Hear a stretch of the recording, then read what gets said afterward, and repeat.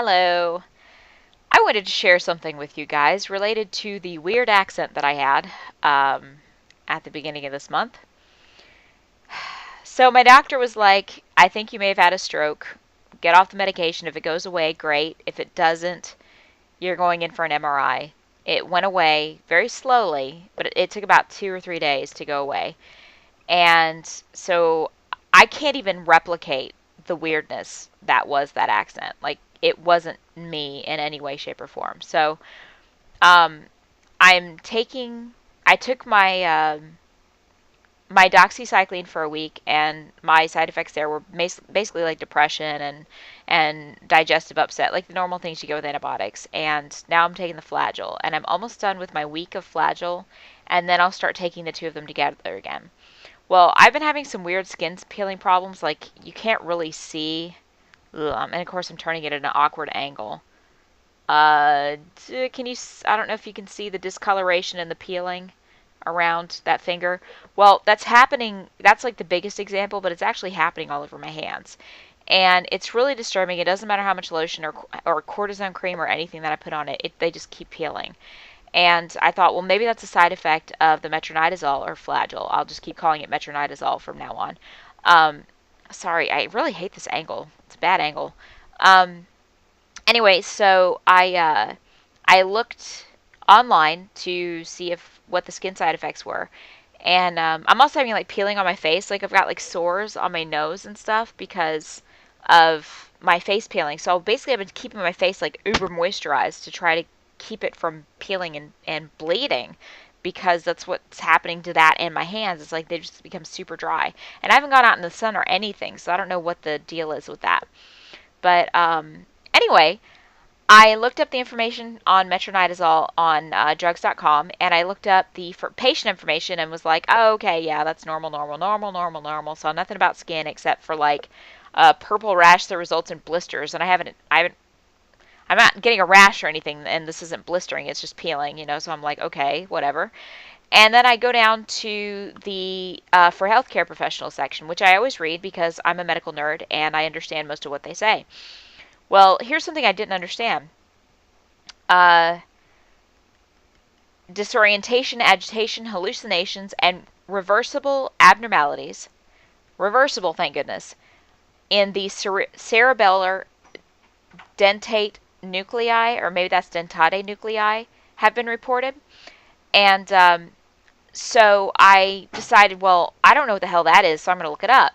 So I go to Google and I look it up, and one of the links that I see is basically the New England Journal of Medicine, and it says that there's reversible metronidazole-induced lesions of the cerebellar dentate nuclei. I'm not quite sure how to pronounce that. Um, anyway, so I look at that article, and it says ataxia and dysarthria developed approximately 1 month after the initiation of antibiotic therapy in a 62-year-old man with multiple epidural abscesses. Um, and so I'm reading up on this and I'm like, okay, I know what ataxia is. That's like being uncoordinated and your muscles not working right, and I've been having that problem. Well, dysarthria is a new term for me. I've literally never heard this term before. So I go to Google, and Google delivers, and this is the definition. Dysarthria is when you have difficulty saying words because of problems with the muscles that help you talk. So that right there, I was taking my doxycycline and my Flagyl at the same time. They can both cross the blood-brain barrier. They were both causing brain swelling. And the Flagyl the metronidazole, has been proven in studies to cause the muscles that allow you to speak to become impaired.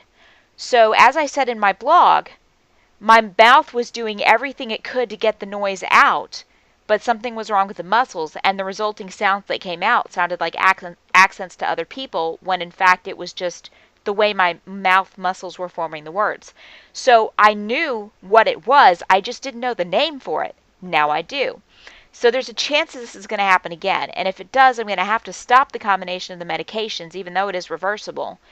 And probably go on something other than the Flagyl, because the doxycycline is like standard for Lyme, but the metronidazole is not. it's just one of those, kick ass and take names, antibiotics that they like to give for various, reasons. Recently, my boyfriend was on it for a problem that he was having, and so it's one of those. We need to get you on something strong, so here's some Flagyl. It's very commonly used for celiac, or not celiac, Crohn's disease patients and whatnot. So, anyway, dysarthria. There's your answer. So I just want to go ahead and make the vlog about this to let you guys know that I figured this out, and I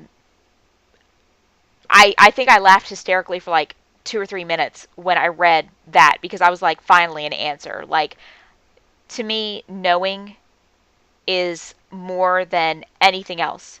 Like, if I know what's going on, it makes me feel so much better than any hug, pat on the back, hot bowl of chicken soup, anything in the world. Knowing, for me, is what makes me feel better. And so, knowing the term and knowing what caused it, exactly what caused it, what area of the brain, everything, makes me feel better. So, with that, I will leave you. Holy shit, this vlog is less than 10 minutes long. Golf clap.